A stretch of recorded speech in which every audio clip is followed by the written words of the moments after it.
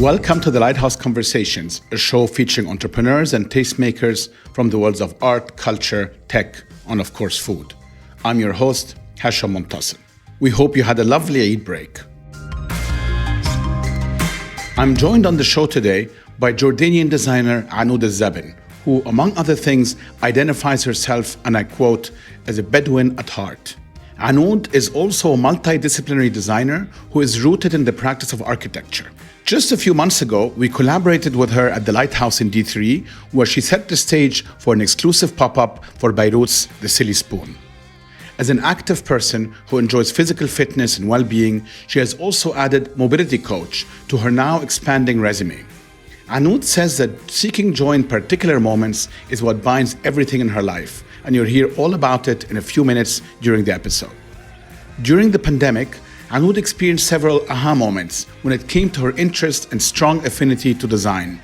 She became what feels like an overnight sensation, known for her tablescapes and ephemeral table installations that showcase design in its many forms, be it with whimsical greenery, dried fruit, or elaborate charcuterie platters. This process of designing an experience happened quite organically for Anoud, and her Bedouin roots might have something to do with it. Anoud also shares snippets about how her childhood in Jordan influenced her interest and career trajectory. Anoud, welcome. We're so happy to have you here. Thank you. I met you a couple of weeks ago at the Lighthouse. I had heard a lot about you already, and I looked a little bit into your profile and what you do. I was so intrigued, and I want to start there because you seem to straddle a number of things. Yeah. Seemingly to the outsider, all simultaneously. You have an interest, obviously, in architecture, which is what you've studied. You have an interest in design, broadly speaking, and we'll talk about your tablescapes and your practice there in a minute. You have an interest in, broadly speaking, wellness and fitness and mobility, and you give mobility classes and other things. We're going to talk about that. Is there a common theme that binds all of your interests? Joy. Yes. Joy, that's Joy. the next one. Okay. Yeah. It's seeking joy in moments. So basically all the things that I love to do. Did they develop all simultaneously? Because I can relate a little bit to this. I mean, I started in banking and I'm still very interested in finance and trading. And we have the Lighthouse, and that is more about food and design. And I have my own personal interests in art and culture. So I understand having multiple interests and apply them to your life, which I think is wonderful, honestly. So kudos to you. But in my case, for example, some of them lay dormant, and over time I brought them up, and then eventually I tried to find a way to bind them. But it wasn't all at the same time. How was it for you? I'm curious. Was this a simultaneous eruption, or was it sort of one thing after the other, and then they came together? No, they were definitely one thing after the other. Okay. I've always defined myself as an architect, someone who is rooted in architecture. And then when I became a mom, I geared more towards fitness, taking care of my body and my well-being. And then as my eldest daughter was growing up, I wanted to expose her more to my background, my childhood, which is very much rooted in agriculture. Because your family has an agriculture business? Yes. Okay. So I wanted to expose her to, the things that I value in life. And let me just probe here a little bit more as well. On the fitness or on the mobility and movement side, was it just having a child, or was it that at that point you felt, you weren't happy with either your appearance, or you felt you needed to be healthier to deal with being a mother? What was it? So before I became a mom, working in architecture, I was very much aware of the amount of hours and work that as an architect dedicates in this practice. And I had a teacher that always used to tell me, you need to be proud and happy because you are always creating for joy for people. Working in the office, I always used to remember him saying that. And I, at the same time, remember that as I was creating joy for people, I think my body was paying the price. My body, my social life. So when I became a mom, the priorities were very easy to kind of shift in a way. I had to slow down and say, okay, this is the time where I'm going to dedicate time for my body, for my well-being. What was the starting point? So I was always fit Okay. growing up. Okay. But specifically when I got pregnant, I was like, I'm taking a step back. Okay. So back then I quit my desk job and I dedicated fully to just resting in a way. Mm-hmm. It was very intuitive. I knew that I was putting so much work and that my body was needed rest. Were there signs, or was this just your perception? I mean, was there a visible sign? Did you start having aches? No, my perception. My perception. Your feeling about your consciousness, your own feeling about yourself. Yeah, I know that I'm a very target-driven person. I'm very disciplined as well. So I know that when I've hit a certain intensity of work, that it's time to say, okay, I've reached that target, let me shift a little bit. That's a pretty healthy dose of self-awareness. Yeah. I'm slightly envious. Yeah. I never know where to stop and then... Yeah. So, no, it's hard. It's hard. I guess so. It's hard, and that's why I ask for external signs, because sometimes... The signs the signs are you just fall sick, or something happens, something erupts. Yeah. So for you to by yourself say, you know what, I've gone too far, I have to retool, is remarkable. Yeah. And maybe having a child was that sign for you in a way. Maybe as well. But I'm someone who's very intuitive. I journal ever since I was a child. I journal. I'm quite famous with my journals, actually. I have a full library. Is that right? Like, I was in college and I was always the one known for this girl and her journal. Was it specific yes, journal? A black moleskin. That was my question, yeah. Yeah. Black moleskin. Black moleskin, the thick sketch. I know them, yeah. Yeah. You still use the black moleskin? Yes. So if we gift you something that's not a black moleskin, will you just politely take it but then reject it? Okay, yes. That's good to know. Absolutely. Okay. Not a red moleskin. Memo to self, no gift to Anoud of anything but moleskin. because of the thick paper, it just absorbs all the ink. Okay. So a lot of sketches, a lot of everyday life, snippets. And you do it every day? I used to almost do it every day, yeah. Okay. Now it's more like once a week. Remarkable. Do you ever go back and look at them? Yeah, you always, do? Yeah, because they have really beautiful sketches. I love them, and they're part of my history, my life. Would you ever share them with anyone? Actually, a lot of my friends go through them as well. Oh, really? And you're okay with that? Yeah. That's interesting. Most people don't want anyone leafing through their journals. Actually, the thing is, I'm on social media, and I'm very... You are active on social media, and I think social media has replaced a little bit part of my journaling. Yes. Yeah. So I sketch, I communicate, I express. I use even social media, my daily stories, as to set targets for myself and commit to these targets. What made you shift from a very private journaling process to an extremely public journaling process? That's a big shift. Yeah. Was it related to the fact that you have a business, obviously, that you needed to promote or showcase? Was it a conscious decision? Did it happen organically? Before Instagram, there was, we were very active. Every designer was very active on Facebook.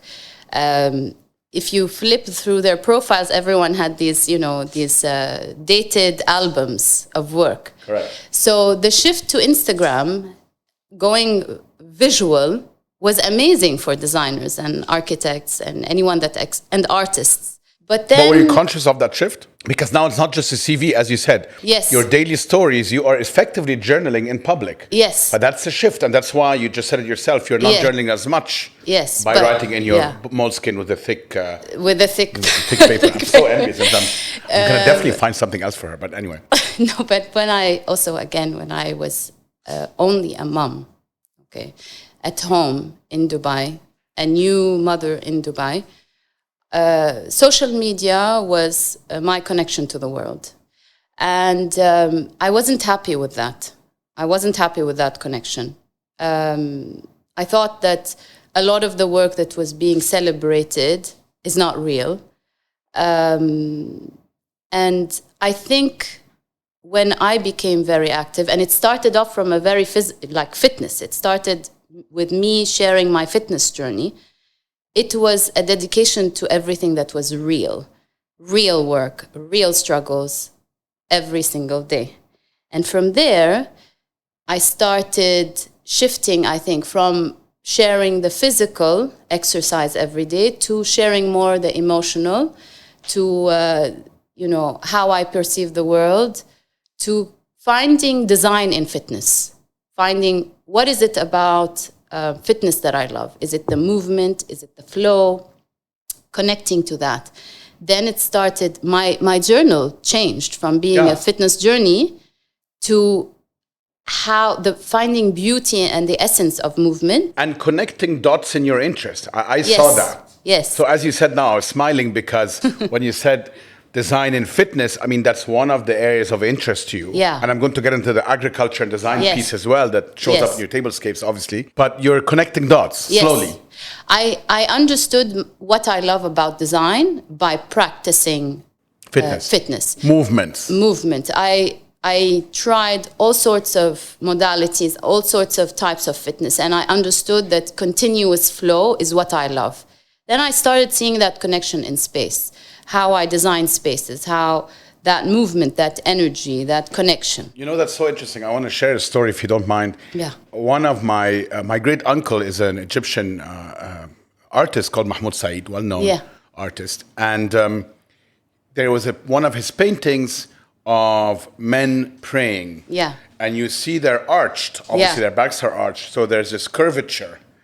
And, as you all know, in a lot of Islamic countries, a lot of the doors, there's a lot of arches in general. Yes. So I started realizing that he took the design, the architectural design of a lot of these homes and mosques and, public spaces and weaved it into the movement of those people by creating a harmony in a way. Yeah. And it sort of almost feels like, what you're talking about is sort of similar there. There's a connecting dot between the architectural artifact and then the movement and then your practice, essentially. It is understanding the environment around us, for sure.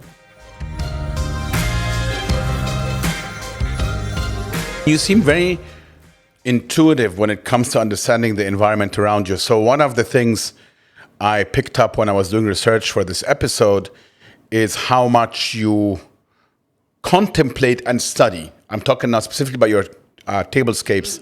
It's fascinating. It's also very versatile. Yes. In a span of 2 weeks, I saw you at a common friend's house, at Nada's place, and then at the lighthouse during the pop-up, and they were completely different installations, both by you, but very differently inspired, very different concepts. Yes. So there's a lot of versatility in the work, which is unusual. Yeah, and I think that comes from the fact that I love design, and I appreciate all forms and types of design. There's no one style. I see my work as kind of a tool. If I'm smart enough to understand you, then I can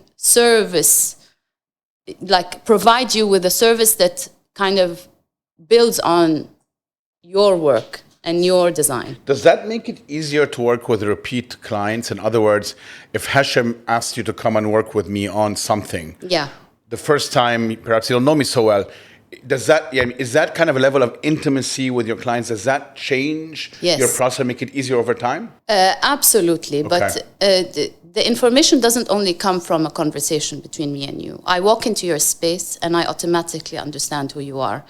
There's this... Now we're very curious. We want to know when you walked into the lighthouse, what did you think? That is just me.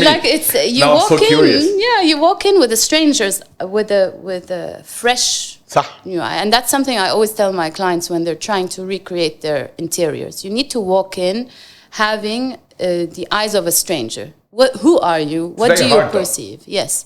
To see things as they are, without any emotional attachments, without the routine, without anything. How does this space look like? What does it say about the person that is living and working in this space?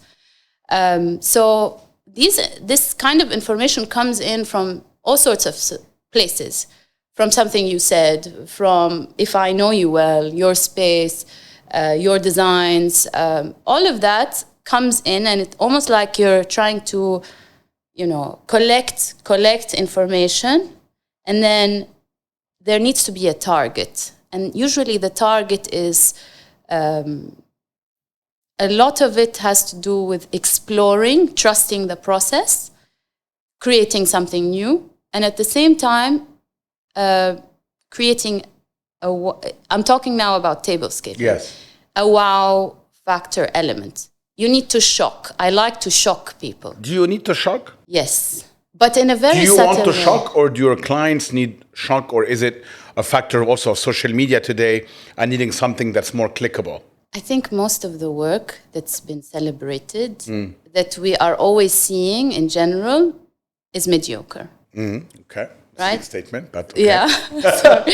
You pushed me to it. No, but I want to push you. That's the whole point. I want, before people, I want myself to... You want to rise above the fray. I get it. Yes. But I'm asking, does it need to be a shock factor? Is that an essential element? When you're in nature, you're not thinking about anything. You're experiencing that moment, that honest moment, and this very mindful moment. I want that to happen when you're perceiving my work. I see. It's not about shocking as in, I want to shock you. لا مفهوم. No. I want you to be thrilled. I want you to be excited. I want you to absorb my work and really be present when you see my work. Not because I want you to acknowledge me, but I want you to show how beautiful things can be. That nature is very beautiful, that design is very beautiful, art is very beautiful. When we come back, we talk about Anoud's heritage, which is steeped in agriculture, and how her need to establish roots, combined with her love of the ephemeral, creates a unique perspective on art and design.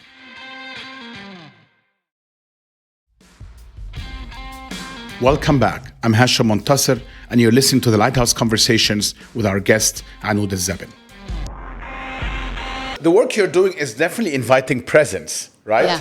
Because I have to take a moment, we're talking about specifically installations and tablescapes, to look at what you've done. And essentially, that creates certain stillness and a certain space for me to one way or the other interact with what you've put together. How did this come about? Was your first tablescape a personal attempt? Did someone prompt you by asking you to come work with them on something? Because there seems to be a very organic process here, but it must have started somewhere. And you're an architect, so obviously you have the building blocks. Yeah. But it's not obvious that every architect goes and decides to work with installations and tablescapes and those types of things. Okay. They may have the eye, they may have the training on the process. It doesn't always transition very successfully, I have to be honest. So, my process started from when I was a child. Okay. Again, I come from an agriculture background. So usually in summer, when it's the season, farmers we used to always host and have these fruits tables, produce tables. And as a young child, I was given the task to lay out the fruits and vegetables and kind of celebrate them, showcase them, be proud of them. And as a child, I wanted always to celebrate our produce. And your heritage. And my heritage. So I was going to say, because you just said we, that's why I smiled. It's how interesting how you see yourself very much because it's tied teamwork. to this heritage. Because it's teamwork, agriculture. Yeah. Seasonality. Does it have to do also with the heritage you shared with me earlier, that on a Bedouin heritage on your father's side? Is that part of the identity, being tied to land, being tied to, does that come in? Yes, absolutely. Okay. I mean, that's a big conversation. It is. It's always giving back. And it's connecting to land as well. There's that. Yeah. I mean, Jordan anchor. I grew up hearing that Jordan is not a rich country. We don't have water. We don't have so much. We don't have a lot. Okay. We have hard work. If you work hard, you can rise. So, and I come from a I come from a tribe that dedicated for years and years back to the land, and not only agriculture, government, and all of that.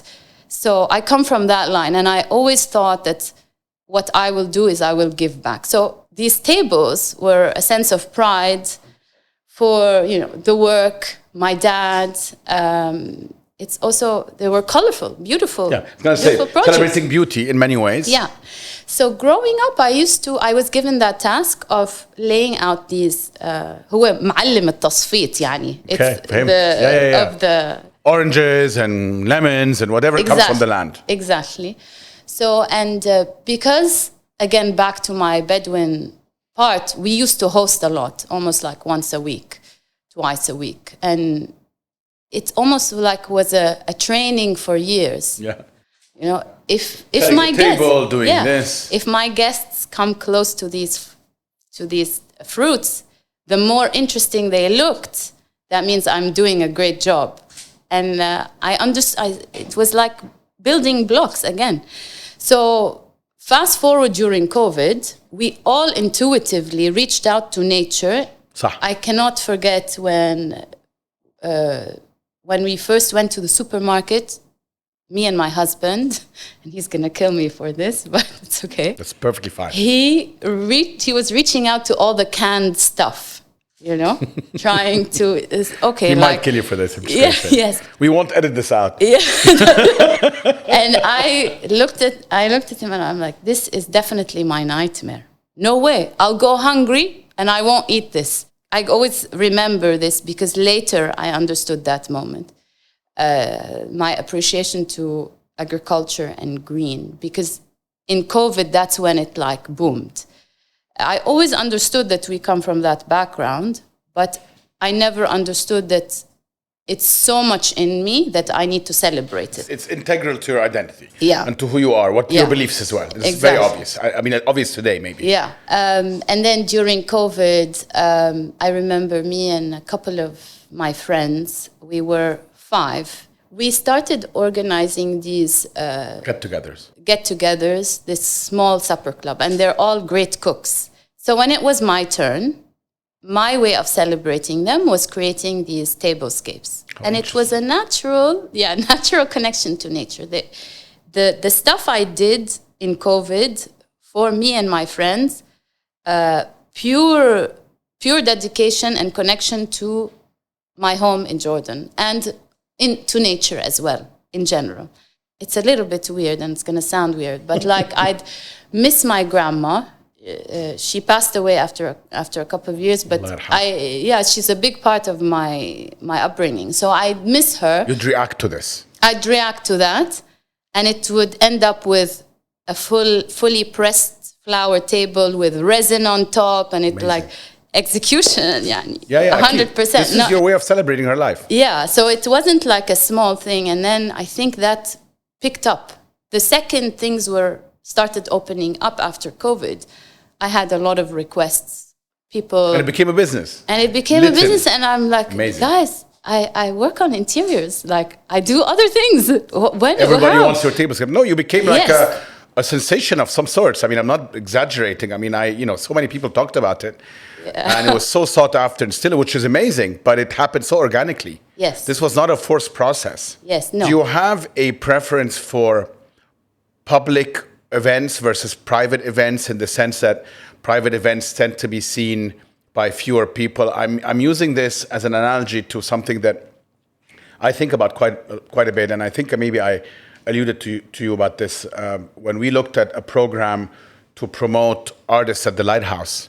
One of my main points where there are so many amazing Arab artists that are only seen in closed spaces, whether homes or more museums and galleries, and those can be intimidating. And we wanted to shorten this distance by putting them at the Lighthouse, which is more of a public space and a restaurant space and so on and so forth.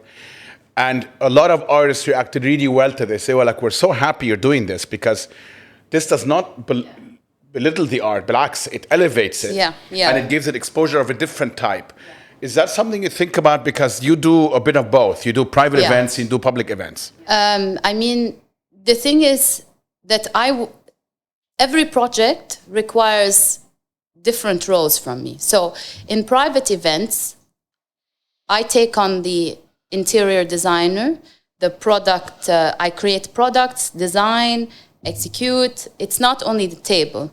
I walk in as an interior designer, so we can transform, we can create entire spaces, installations, and there's so much exploration from table all the way to lighting.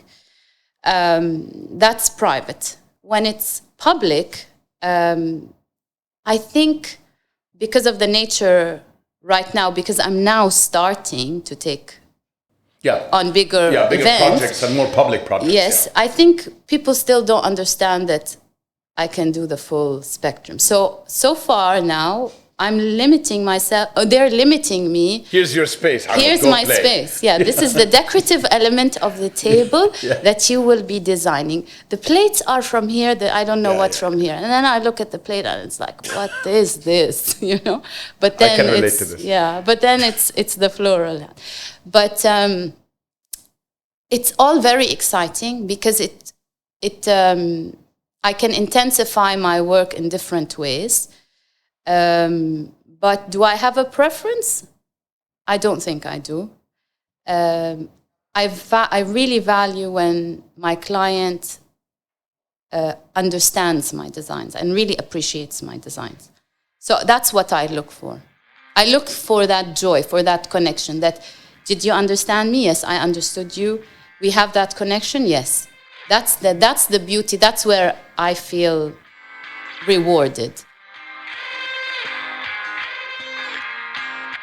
One of the things I spoke to Anoud about during our episode was the balance between the temporary and the permanent, and how there's an interesting juxtaposition when you start thinking about whether something is lasting or fleeting.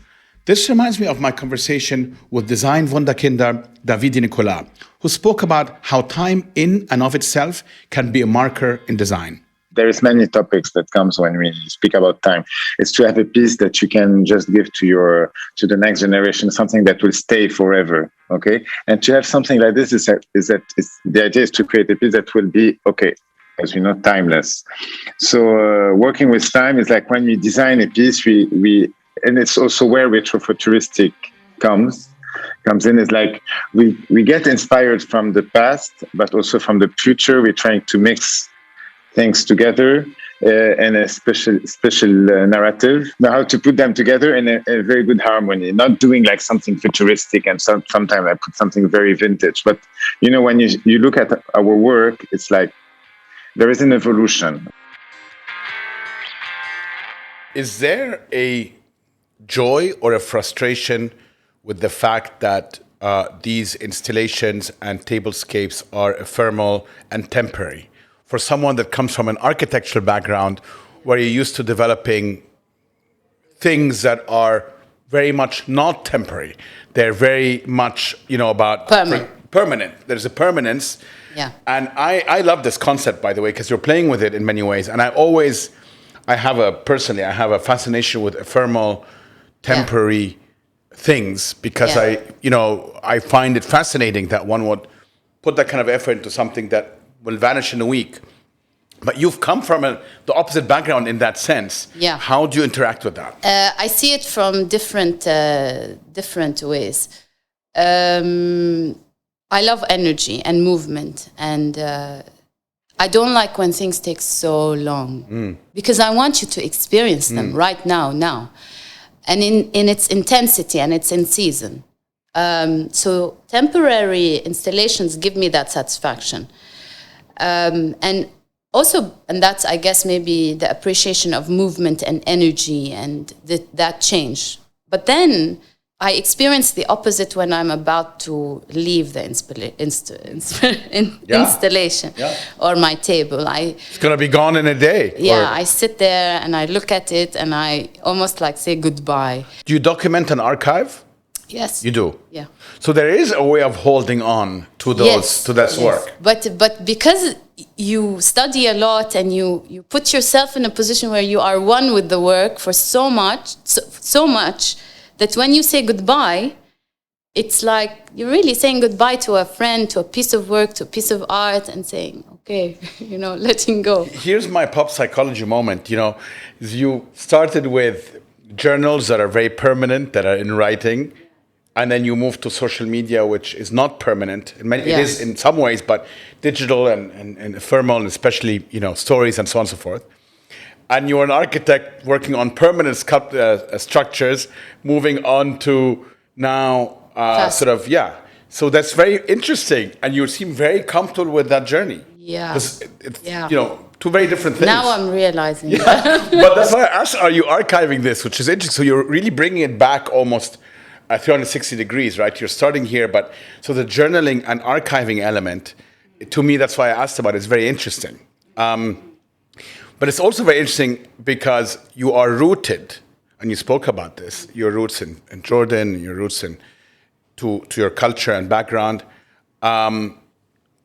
Yet you seem very comfortable with change and fluidity. Most people that are this rooted, they need this anchor, and change does not necessarily correspond to anchoring something. I think, when it comes to architecture, the process sometimes never ends. You work for a full year on a project, and which frustrates you. It frustrates you, and then it dies. And sometimes a project done. It's over. This is exactly the opposite. What you're doing now. This is beginning and end. A beginning and end, and you see it, you experience it, and you see others celebrating it. I think that's when it comes to architecture versus maybe temporary but installation. Also a little bit of both, right? So you look at, for example, artists and photographers. We were talking about Hazem Harb, which is the piece that's sitting in the White House. He takes archival images and appropriates them and manipulates them. Yeah. And in some ways, you're doing something similar because you're taking parts of your heritage, whether it's food, design elements, and so on. You're appropriating them, you're manipulating them, changing them, and making them look like something else. Yeah. So I think it's interesting. It's a little bit of both because there is that fixed part. And there's the ephemeral part. Yeah. And it's maybe your way of interacting with it. I don't know. I'm going to stop my pop psychology, but it's very interesting to me. I never thought of it that way, honestly. But I think I like to feel and sense the energy and movement in space. Even if I've worked on something. Like, for example, I'll give you a simple example. It's my parents' house. It was my baby.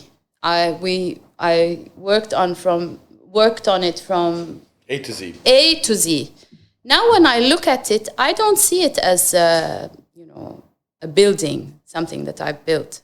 I look at it as, what are the shadows? I see the shadows. I see the greenery that changes every year. Whenever I go and visit them, I see, this tree has grown. Now it's shading on this side. That I love the movement around this fixated element. I love that more so than the permanent. Yeah.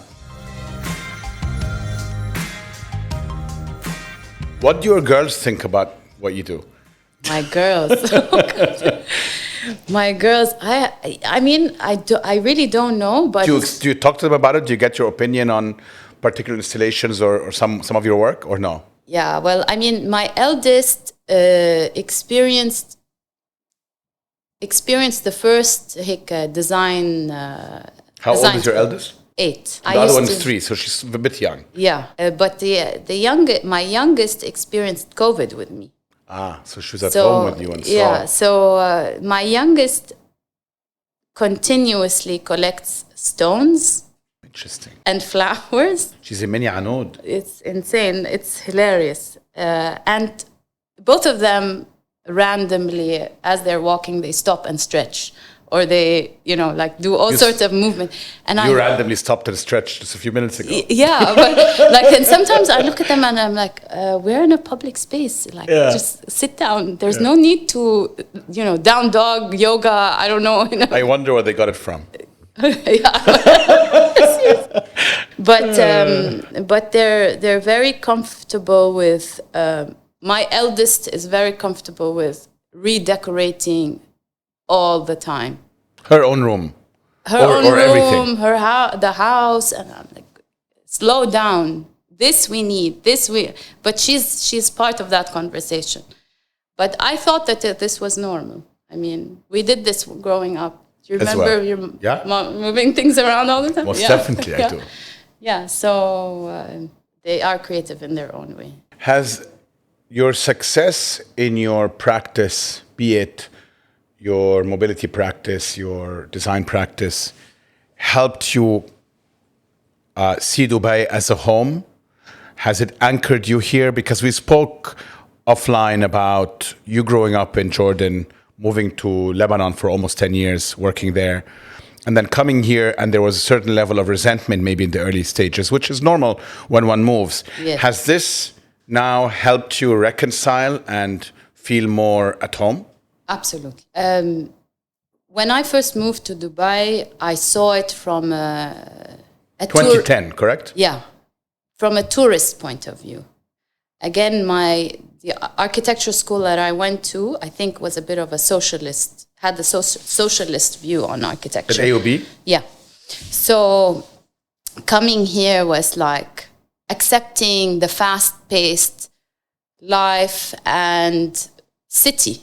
No. And a more commercial, visibly commercial way, right? Yes. In some ways, at least compared to certainly AOB and Beirut. Yes, but I went on for I'd say years trying to understand the city, why it developed in that way.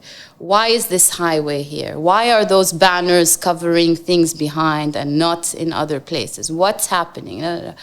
But it was until I became a mom in Dubai and I picked up on fitness that I started to connect with people that had similar interests when it came to fitness.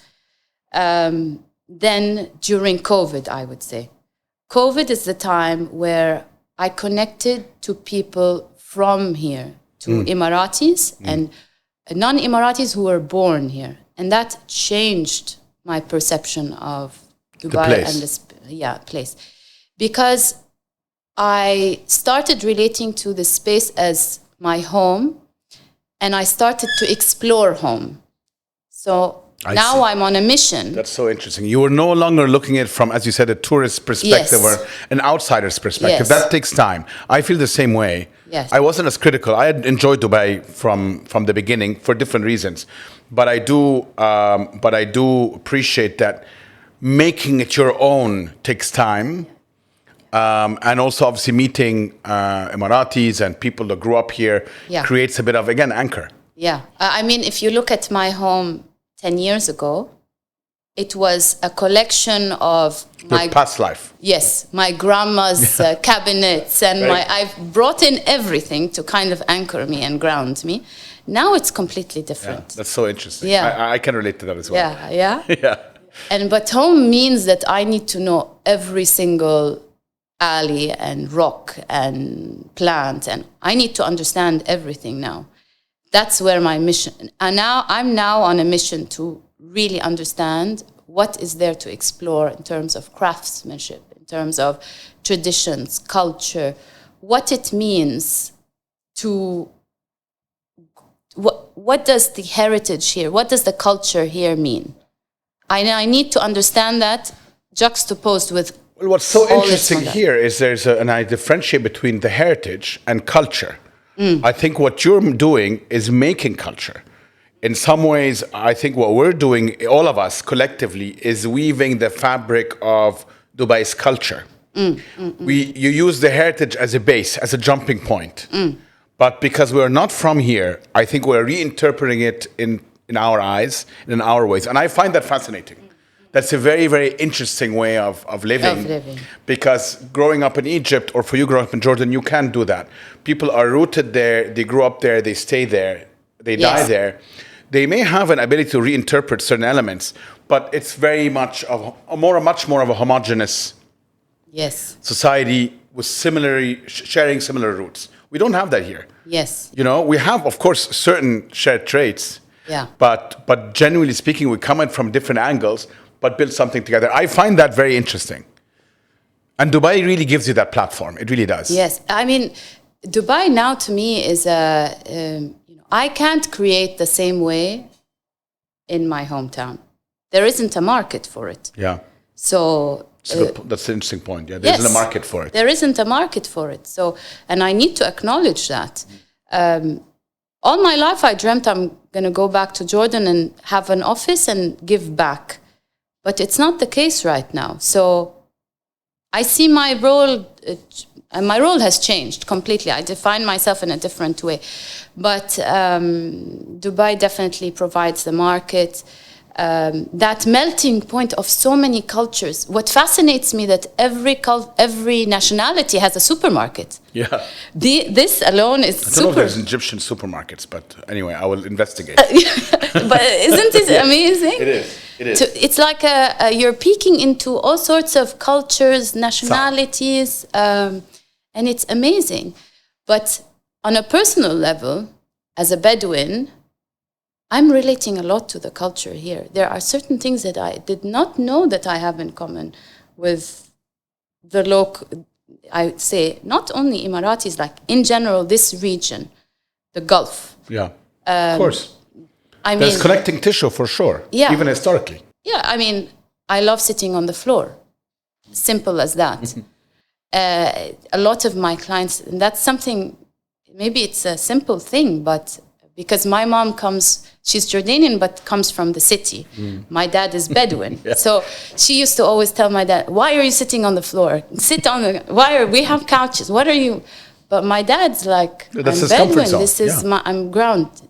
So 2 years ago, I had a client in Abu Dhabi, and she opened my perspective, and meeting her was such an honor, and because we connected on all sorts of levels, from sitting on the floor to connection to design, to the quality of the she opened my eyes, and ever since I met that woman, I want to explore, absolutely. Let me go back to this element because it's obviously very important to you of giving back. So you mentioned this very clearly as part of your heritage, your Bedouin heritage growing up, how your family, your dad perceived things. How do you plan to do that? Because to your point now, this is your new home, you're in a different world. If you were about to go back to Jordan, that's an easy way to do it. But you're not doing this right now. No. So how do you feel about giving back? In what capacity do you feel? Because I think it's important to you. You would be eventually able to do that. I think we are so lucky to be in a place where things are happening, where we are given a voice to explore and create and produce. And that's not where I come from. We are, always importing culture from abroad, production from abroad. What's beautiful about Dubai here, that we are creating this narrative, we are creating this story. And I want to be part of that story, of creating and being part of the story of the UAE. Things are moving, and this energy is moving, and I think that we're lucky to be part of that. I think so too. Anoud, thank you. That was eye-opening, to say the least. Thank you. And I look forward to joining one of your mobility classes. I'm so curious. Anytime. I've become more flexible. Thank you very for much. having me. That was great. Thank you. Thank you for joining us on the Lighthouse Conversations with me, Hashim Montasser. We're produced by Chirag Design, and our content director is Farah Al-Sharif. If you've enjoyed this episode, please follow us on your favorite podcast player so you don't miss any upcoming episodes. Also, feel free to browse our extensive collection of previous episodes, which you can find on any of the podcast players, including Apple, Spotify, and Google. You can find us on Instagram at thelighthouse_AE, or send us an email at connect@thelighthouse.ae. And please share a link with your friends if you've enjoyed this episode. I'll see you in 2 weeks.